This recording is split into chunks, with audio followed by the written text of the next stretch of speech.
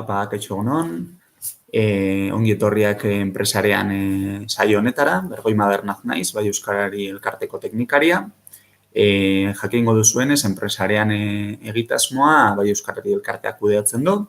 Gaur oreka IT enpresara etorri gara, Gasteizen, beraien bulegora, azalduko digutelako etekin zerbitzuak zer diren. Etekin enpresa txiki eta ertainentzako informatika pakete integral bada, eta azalduko digute bai Arrate Sánchezek eta Xabi Legardak zertan datzan zerbitzu hauek. Hasi baino lehen, bai zoriondu nahi ditu dela, atzo bertan Hainkomer sarietan sarituak izan ziren Euskara sustatzeagatikan, orduan zorionak zuei bioi eta enpresari orokorrean. Eta, beste barik, jakingo duzuenez, 15 minutuko saioa da, eta amaieran galderak egiteko aukera izango duzu. Orduan, Arraterekin uzten zaituztet eta Xabirekin, eta espero interesgarria izatea komentatzen dizuet. Ni esker.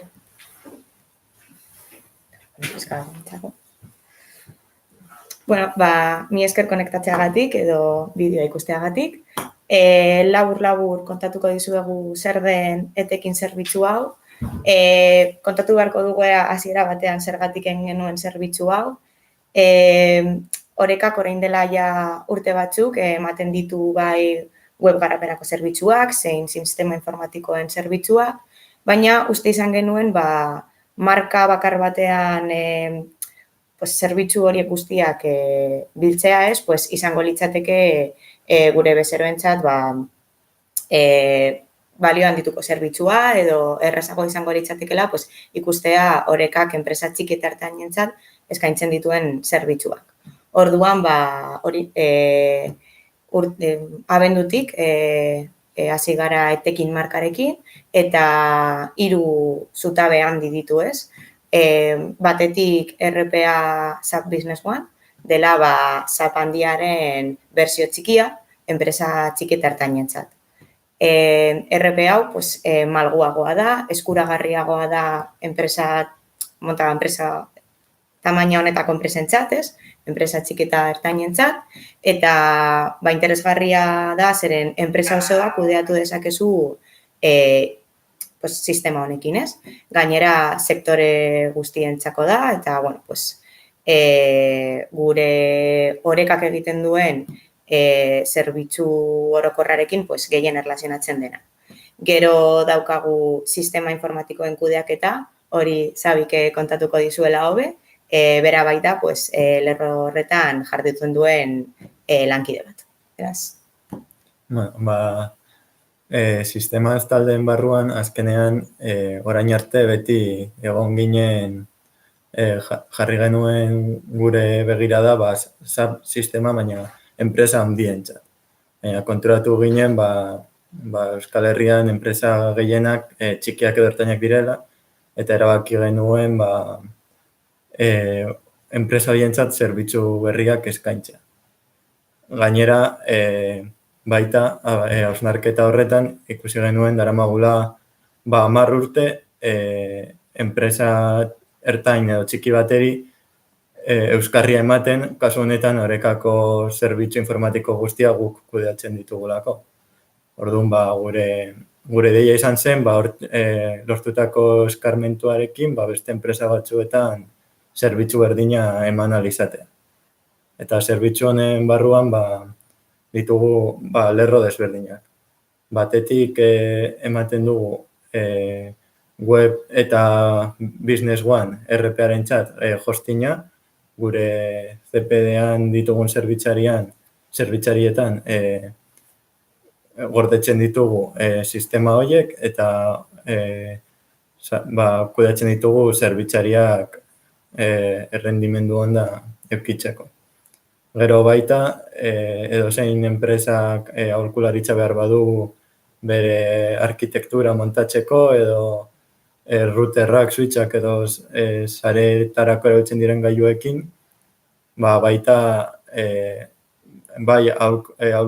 aholkulari moduan edo implementatzeko prest gaude. Gero beste aldetik, orain dela hilabete batzuk atera genuen produktu propio bat, gaueko izenekoa, eta horrekin posible da enpresako sistema informatiko guztiak monitorizatzea eta baita mugikorretik kontrolatu eta jakinarazpenak jasotzea. Eta azkenik, zerbitzu informatikoen barruan daukagu ziberseguritatea. Momentu honetan bolo-bolo dabilen gai bat eta uste duguna oso garrantzitsua izango dela etorkizunean. Beraz, bai egiten ditugu analiziak, enpresen analiziak, eta proposamenak zuen enpresetako seguritatea hobetzeko. Hori da batez ere zerbitzu informatikoen barruan eskaintzen duguna. Eta komentatu dezakegu ere gaueko erremintaren inguruan, gure YouTube kanalean, Orekaiteko YouTube kanalean daukazuela erreminta ikusteko egin genuen webinar bat, orain dela hilabete batzuk, zike interesatuta bazaudete, ikusi dezakezue webinar hori. Azkenengo zutabea dela web garapen zerbitzua, web zerbitzu orokorrak, zer eskaintzen dugu bertan? Nahiko zerbitzu anitzak egiten ditugu. Azteko, web garapena egiten dugu, bai CMS-etan oinarrituta, zein garapen propioak. Garapen propioak ez dira bakarrik webgune berri bat sortzea, baizik eta abian dauden beste webgunei funtzionalitate gehigarriak atxikitzea, orduan hori ere egiten dugu. Gero ere, analitika zerbitzuak eskaintzen ditugu, hau da, erreminta anitzak daude webguneak monitorizatzeko eta ikusteko zer gertatzen den bertan, eta guk egiten duguna da, bezeroak eskatzen digun txostenak egin eta azaldu eta bidali, ez? Eta gero ere posizionamenduen kontua gaur egun oso garrantzitsuena dela, batez ere Google bilatzailean, baina ez bakarrik hori, eta hori webguneak, bai berriak, bai abian dauden beste webgune batzuk, ongi posizionatzeko zerbitzuak ematen ditugu.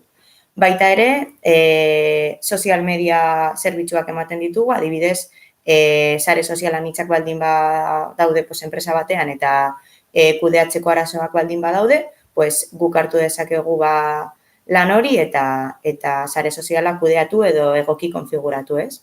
Eta azkenik ere, izaera korporatiboaren inguruan ere lan egiten dugu, diseinatzaile grafiko bat daukagu, nork irudi berriak egiten dituen, markak, logoak, azken finean, irudi digitalari dagokionez webgunea ez da hasierako puntua. Egin behar dira aurreko pausu batzuk, izaera korporatiboak eraikitzeko eta hori ere egin dezakegu. Eta honen inguruan ere formakuntza, bezeroei ere formakuntza saioak ematen dizkiegu, gai hauetan pizka bat manejatzeko, ez. Gero ere, komentatu nahi genuen, Orekaren webgunetik aparte, etekin zerbitzu integralari egin diogula webgune berezi bat, uste genuelako horrela zerbitzuak hobeto erakutsiko genituela, ez. Orduan, etekin.com/eus ikusi dezakezue webgunea. Izango duzue, nik suposatzen dut, hemen iruzkinen kutxan. Eta bertan ikusi dezakezue, azaldu dugun guztia, bai egin ditugun proiektuak, egin ditugun lanak, eta baita ere bloga. Bertan idazten dugu, bai sistema informatikoen inguruan, bai web garapenaren inguruan, eta bai Business One RParen inguruan, hainbat post irakurleak laguntzeko. Eta nik, bukatzeko edo hau pizka bat laburbiltzeko, esango nuke zergatik edo etekin sortzearen helburua izan da zerbitzu guztiak hornitzaile bakar batean bildu nahi genuela.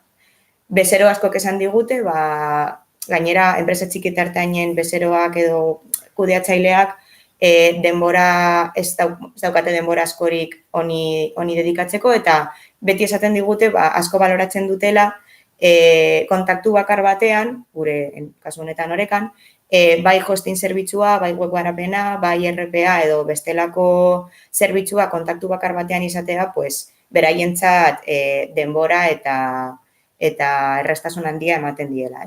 Orduan, hori da, nik uste dut, etekin daukan gauzariko berena, ez? Azken finean, guk manejatzen dugulako, enpresa txikitartain batek izan ditzaketen, informatikarekin erlazionatutako ia edozein gai. Orduan, gurekin bakarrik, eta gu gara lantalde koordinatu bat hiru zutabeen artean, bertan daukate kontaktu bakarra guztia han konpontzeko. Eta, ez dakit. Eta, bueno, gero gehigarri bezala nik uste dut etekinek daukan abantaila bat dela, adibidez, enpresa gehienek, adibidez, nik hostinarekin ikusten dut, daukatela kontratatuta multinazional handiekin. Presio merkeak eskaintzen dituztela, baina euskarri zerbitzua oso nahiko txarra izaten da. Edozein inzidentzia konpontzeko, 1000 buelta eman behar dituzu eta igual hitz egiten duzu ez dakit.